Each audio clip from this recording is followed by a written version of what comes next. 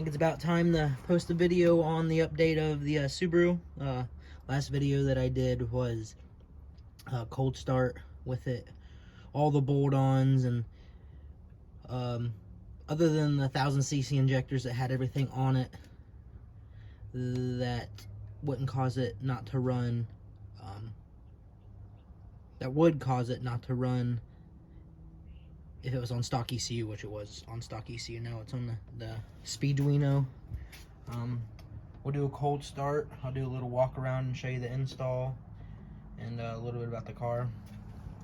I bought this car a little over a year ago. It was completely stock, other than it had stainless headers, but they weren't on it. The car was taken apart.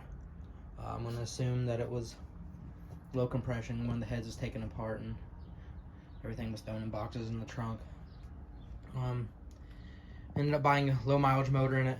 Torn the motor a little bit, found out it had ARP head studs, and I mean, it was a clean motor. Same mile as the car, which is, right now it's about almost 88,000, but it was 87.5 or a little under when I first got it. So it's a low mileage, rust-free 03 Bug-Eye WRX. So I picked it up.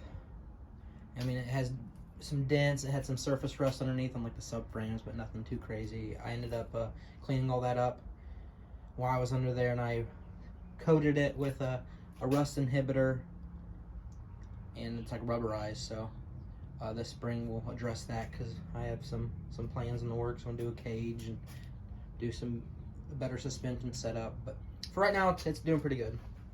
Here's the engine, not running AC. That's where I put my fuel pressure regulator. 20G turbo, max speeding rods. Poured the living crap out of it. I'll attach some pictures. Spool's really nice. Crawford air oil separator. That top tube would have went to the intake to the turbo, but I'm kind of trying some things out. I'm not a big fan of the oil smell, but I know when you're kind of trying to make power and have a fun car, it's kind of the way of the game. But the car that I got the motor out of, I pretty much bought all the go fast parts off of it. So like the intercooler, piping, the blow off valve, the couplers, the front mount, the headlights, the bumper, the fender. They all came off a silver car, obviously, but they were the same car that the motor came out of. The car ran and drove. It just was suffered from rust. Anyway, did a composite TGV deletes. Shaved the stock WRX intake manifold and coated it with the wrinkle coat.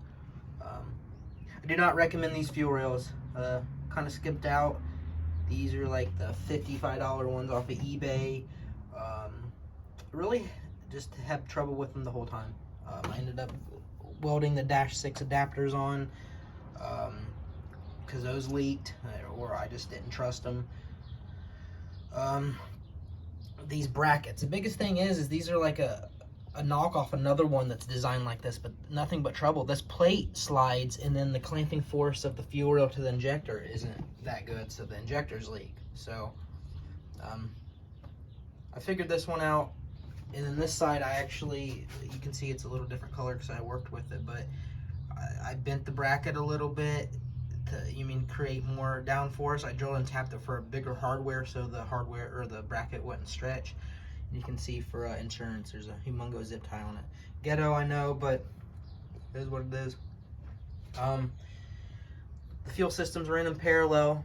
-6 up there. That's one thing I'm going to upgrade. I'm going to hide those and flare them out, so you don't, they're not clamped. That's how factory is, but I'm not a big fan. But there's the inline fuel filter, goes up to the flex sensor. So this is ready to run E85. It's not ready, but it's ready to get tuned on E85. Aluminum radiator, front mount Mishimoto kit. Mac valve. GM intake air temp. Spartan wideband controller. 3-inch downpipe. 20G turbo. Here, let's do this. But here's the Speeduino install.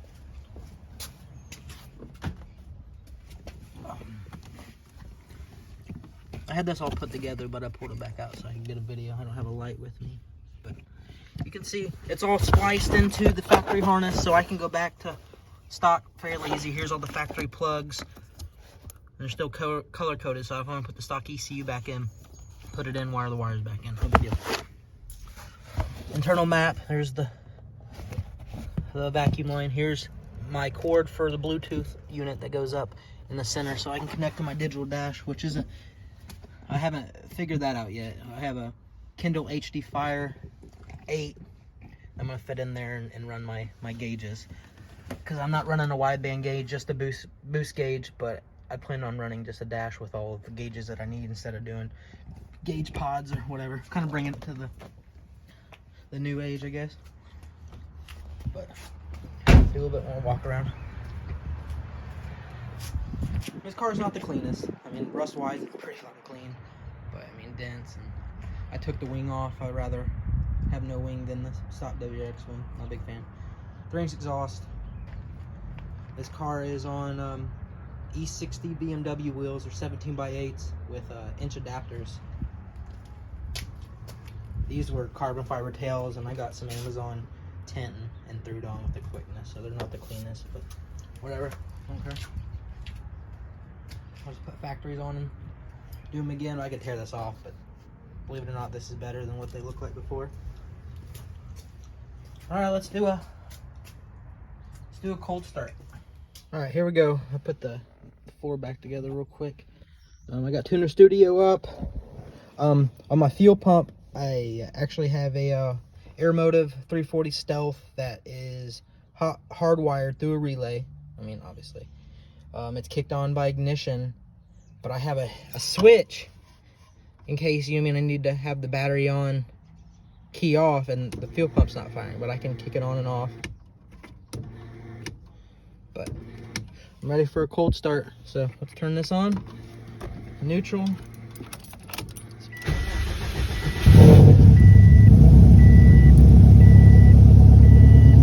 I mean, this is it's not a base map. It's been street tuned a little bit. It's safe, it's conservative.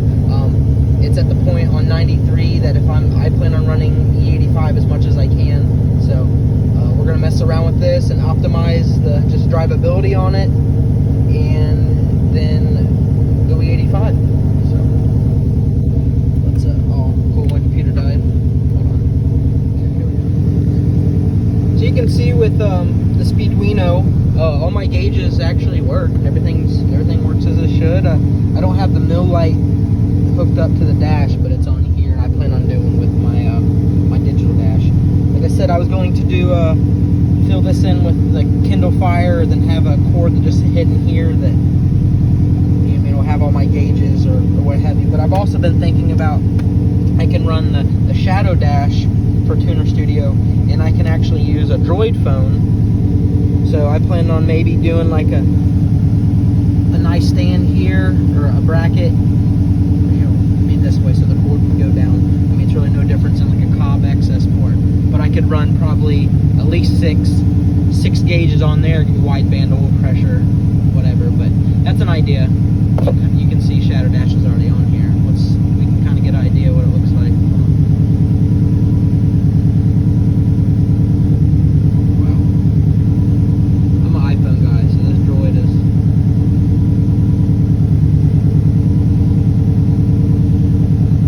Demo mode. I haven't paid for it yet, but there you go. So it would be something like that with, how many other gauges? That's paint on my hand. But so that wouldn't be bad. Something. Oh my gosh. Hold on. Okay. It'd be something like this. I mean, I could see all my gauges I need. I mean, I like my factory gauges. I like the look of analog gauges. So this could go anywhere. I mean, we'll come back to that. But yeah, you can see it's running pretty good. This car was street tuned when it was actually a -1 out, 0. So it's doing pretty well for being. See, it's running a little rich right there. Just for warm up. Let's go walk around.